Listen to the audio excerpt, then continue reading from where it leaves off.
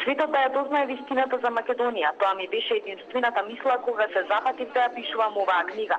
Поранешниот германски амбасадор во Македонија Ханс Лотар Штепан и од сајмот на книгата во Франкфурт пред преполниот македонски штанд ја повтори неговата теза од книгата Македонскиот јазов. Грција нема право на името, Бугарија нема право на јазикот. Македонија е посебна држава со посебна нација. The truth on Macedonian history. Вистината за македонската историја секогаш била фалсификувана од соседните држави, а тие биле потпомогнати од големите сили како Русија, Англија и Франција. Во оваа нова едиција на англиски јазик, која содржи тајни документи од германскиот архив од 1878 до 1914 година, Ханс Лотар има додадено и документи кои не биле објавени во првото издание. Има посветено и поголемо внимание на спорот со името помеѓу Македонија и Грција.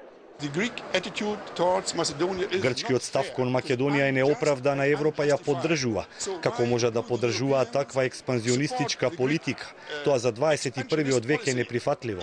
На сајмот на книгата изложува и Грција. На заедничка идеја Министерката за култура на Македонија денеска беше нивни гостин. Таа им ја подари книгата Антологија на народните песни на Европа. Најинтересна за грците беше Море Сокол пие вода на Вардарот.